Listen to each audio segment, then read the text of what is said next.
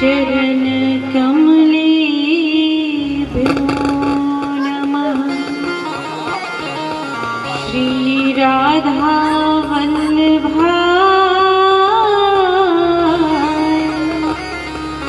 चरण कमलेभ्यो नमः। वर्णना अर्थ संघना रसानां छन्दसा मंगलानां च कर्तारो वन्दे वाणी विनायको गंगातरङ्गरमणी जटाकलापं गौरी निरन्तर विभूषितवामभाग। नारायणं प्रियं मदापहारं वाराणसीपुरपतिं भज विश्वनाथ। जय जय श्री राधा रमण, जय जय नवल किशोर, जय गोपी चित चोर प्रभु, जय जय माखन चोर।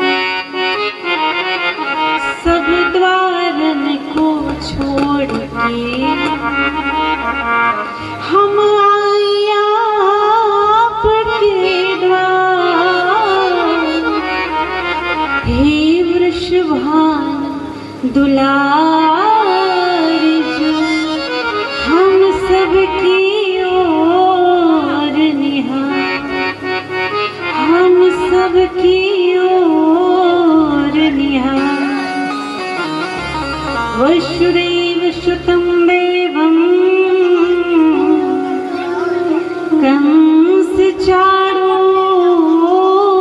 चाणूरमर्दनं देवकी परमानन्दं श्री कृष्णं वन्दे जगत्। सर्वोपरि श्री भागवत परम धर्म स्वच्छंद, ताके ही आवे नहीं मूढ़ महामतिमंद। सब आ गए सत्संग में हम, ले ले प्रभु जी का नाम। आप सभी भक्त समाज को कुल प्रिया का जय श्री सीताराम, जय श्री राधे श्याम, जय श्री राधे श्याम। आइए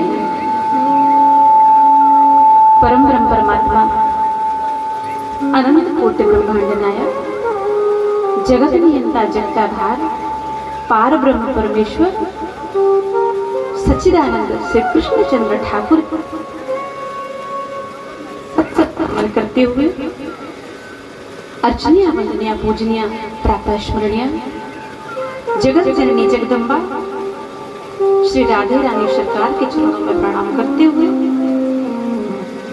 सभी संसार में कण कण में विराजित प्रभु की वांगमय स्वरूप जिसमें साक्षात प्रभु श्री ठाकुर जी समाये हुए हैं, ऐसे श्रीमद् भागवत महापुराण को प्रणाम करते हुए श्री भागवत जी के रचयिता वेद व्यास जी को प्रणाम करते हुए प्रमुख भागवत जी के कथावाचक श्री शुक जी महाराज, श्री सुखदेव जी भगवान को प्रणाम करते हुए श्री शौनक जी महाराज जैसे श्रोता, श्री परीक्षित जैसे श्रोता को कथा में आज निमंत्रित करते हुए इस बांधी ग्राम में श्रीमद् भागवत महापुराण की कथा प्रभु की कृपा से जो हो रही है, इस रसमयी कथा को श्रवण करने के लिए कहीं ना कहीं श्री हनुमान जी विराजमान होंगे, क्योंकि कहते हैं कि राम कथा के, श्याम कथा के, हरि कथा के अनंत रसिया परम बलवंत परम संत यशवंत श्री हनुमंत लाल जी महाराज को प्रणाम करते हुए, श्री नारद जी महाराज को प्रणाम करते हुए, श्री वृंदावन धाम को शत शत नमन करते हुए बैठे तो हम सब बांधी में हैं, लेकिन अब भागवत की कथा प्रारंभ हो गई है तो साक्षात यह तीर्थ वृंदावन धाम बन गया है। इसलिए शरीर से नहीं लेकिन मन से, आत्मा से अपने मन को, चित्त को श्री ठाकुर जी की ओर ले जाए, श्री वृंदावन धाम में ले जाए। मंच पे आसीन परम पूज्य पिताजी जिनके आशीष से, क्योंकि कहते हैं कि जो बालक कहे तो तरीबा का सुनहि मुदित मन पितृ माता, तो सभी के माता पिता का जो आशीर्वाद रहता है बालकों पर, उनका कर्ज कोई नहीं चुका सकता। इसलिए सशक्त प्रणाम करते हुए हमारे मंच पर विराजमान आचार्य जी और सभी समस्त संत समाज, विद्युत समाज, समस्त भदौरिया परिवार जिन्होंने भागवत जी की कथा सुनने का ये सुंदर सौभाग्य प्राप्त किया है प्रभु की कृपा से।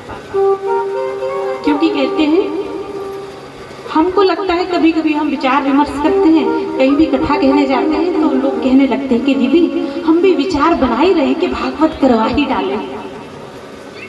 तो जब हम ये सुनते हैं तो थोड़ा अच्छा भी लगता है, लेकिन थोड़ा ये भी लगता है कि हम क्या अपने आप में सिर्फ इतने अभिमानी हैं कि केवल हमारी कृपा से, हमारे यत्न से ही भागवत जी हो जाएंगी?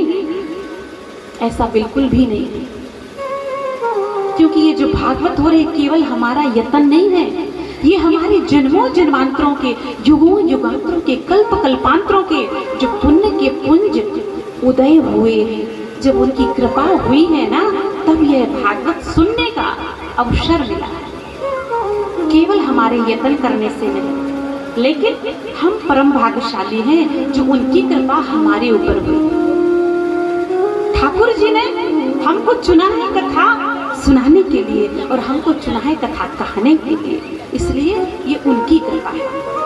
इसलिए उस परमात्मा की कृपा को हम सब पर बरसाते हुए समस्त जितनी भी समाज बैठी हैं, हमारी सुंदर सुंदर माताएं बहनें जो सज कर कलश यात्रा में आई थी, और एक तो हमारी दीदी गुजरात में रहती हैं, अभी बोल रही थी कि आपकी कथा होगी तो हमको बुलाइएगा सुनने के लिए। तो हमने भी कहा कि 10 जुलाई से सूरत में कथा है तो जरूर आएंगे। फिर सभी लोगों ने बढ़ चढ़ करके कलश यात्रा में भाग लिया।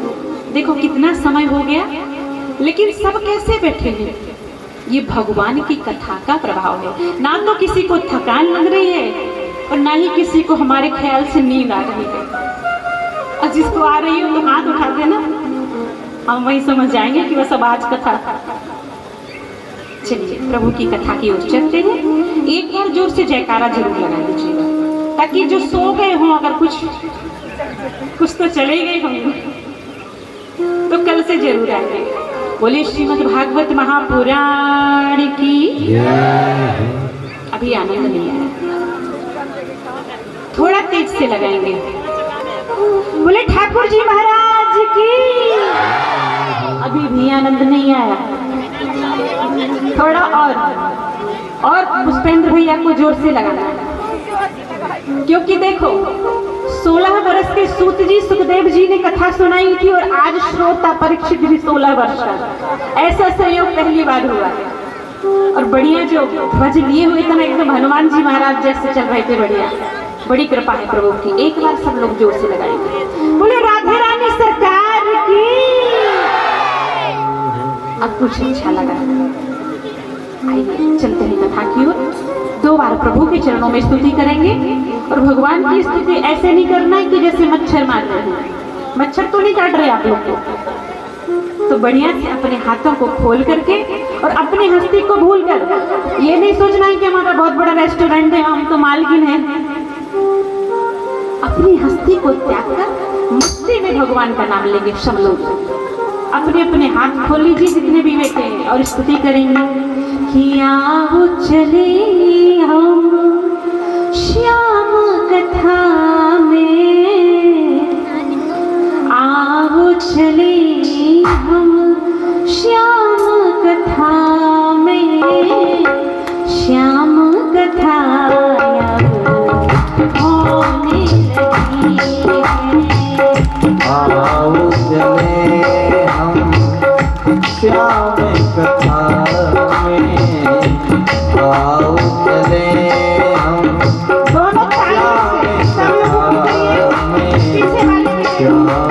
कथा में,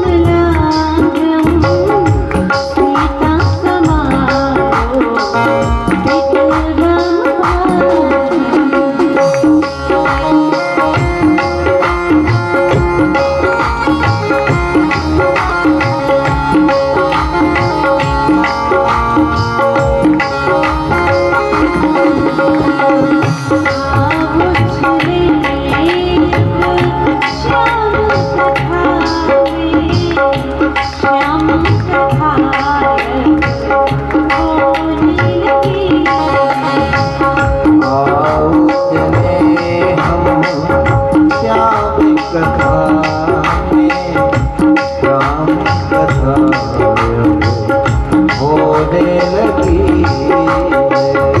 होने लगी है।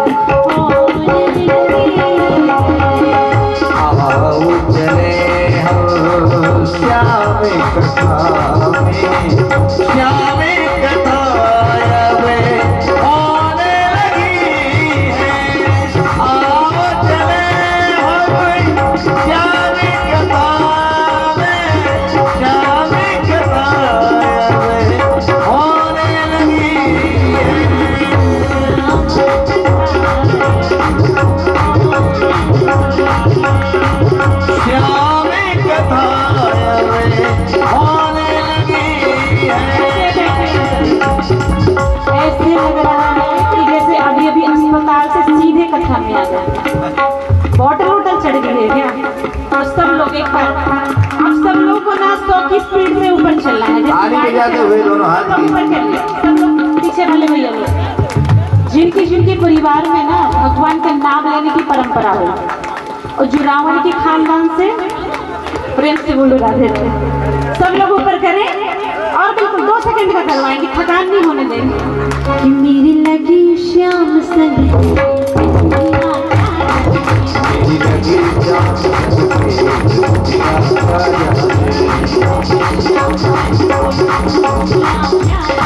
मेरी लगी जान मेरी लगी जान संग प्रीत दुनिया क्या जाने।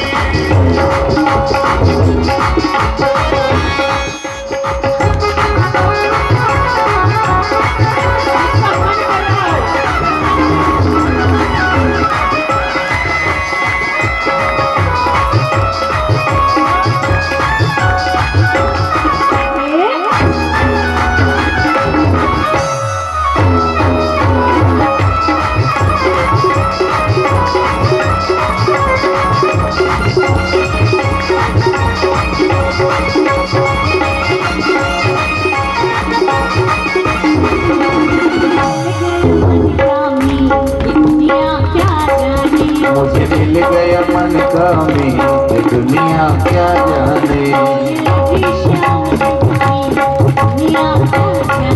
मेरी लगी शाम संग पे दुनिया क्या जाने। ओ क्या जाने कोई क्या जाने, क्या जाने कोई क्या जाने।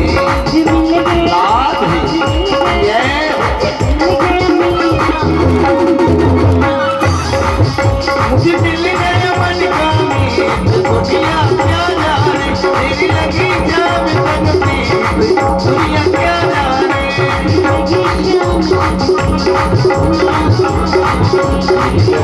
जान संग पे दुनिया क्या जाने।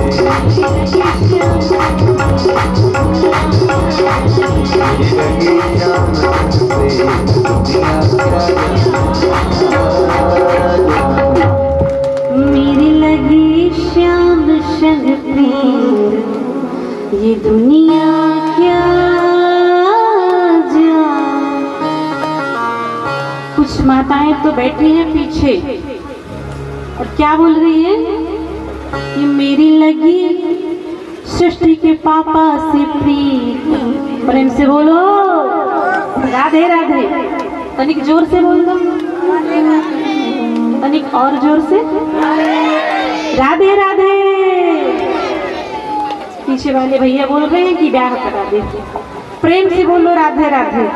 अब जिसका जिसका नहीं हुआ है उसका हो जाएगा, क्योंकि कहते हैं कि भागवत जी में कथा श्रवण करने हेतु कोई भी व्यक्ति जिस भावना से कथा में बैठता है, चाहे तो वह बेटा बेटी के अच्छे संस्कार के लिए कामना करे या अपने घर में धन दौलत माल खजाना के लिए प्रार्थना करे, या मोक्ष संसार सागर से मोक्ष पाने की कामना से श्रीमद् भागवत की कथा श्रवण करे, तो ये भागवत जी की कथा का फल है कि आप जिस भाव से ठाकुर की कथा श्रवण करेंगे आपको वह फल अवश्य मिलेगा।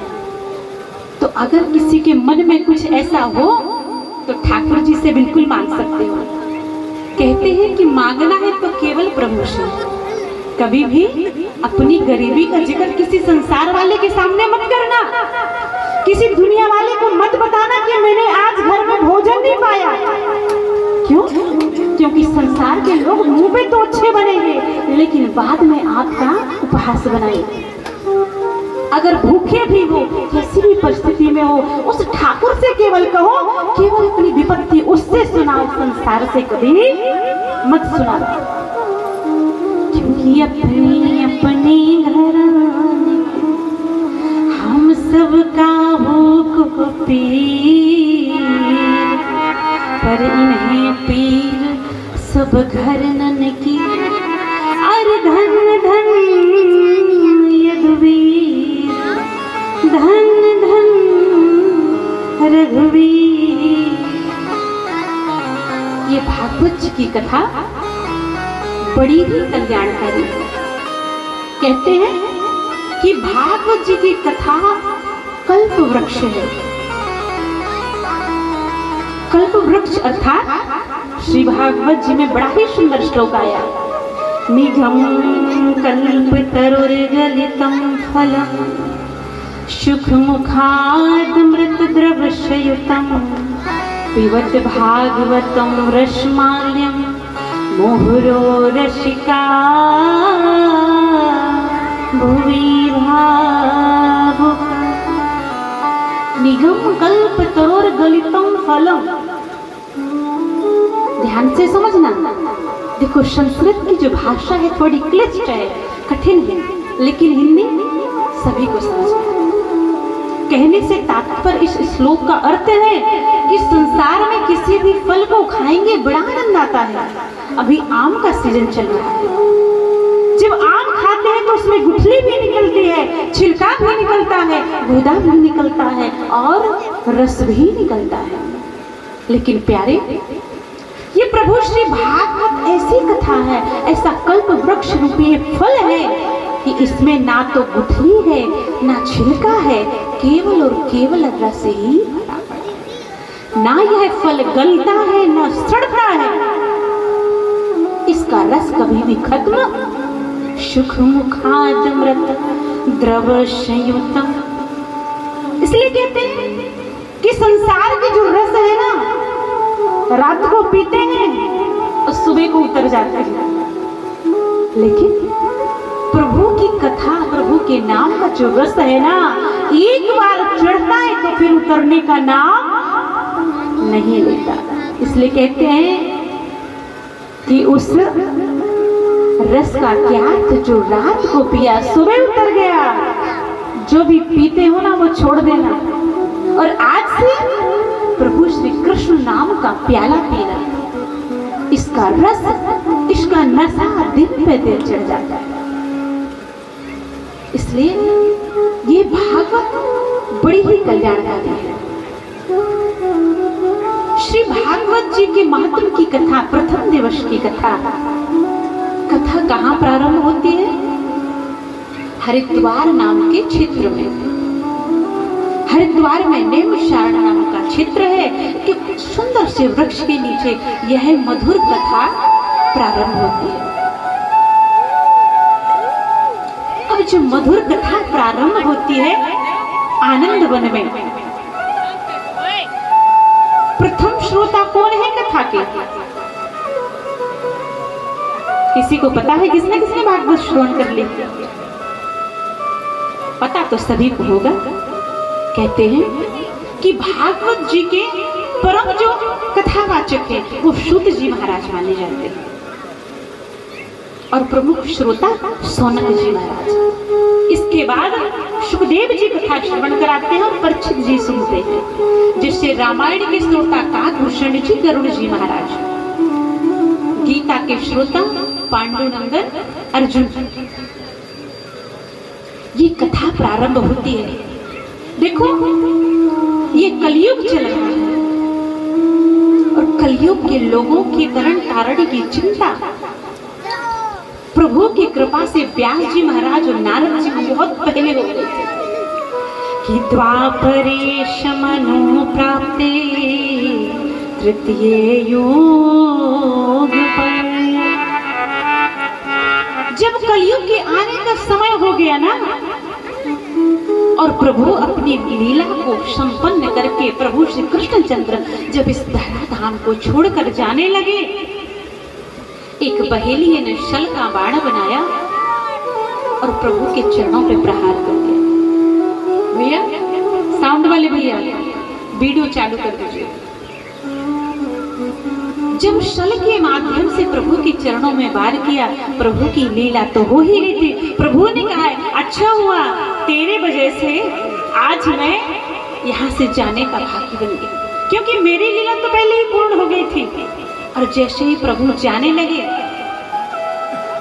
और जब जाने लगे उद्धव जी महाराज प्रभु श्री कृष्ण के चरणों में लट गए। प्रभु आप अगर इस धराधाम को छोड़कर चले जाएंगे तो हम जीवों का तरण तारण कैसे होगा,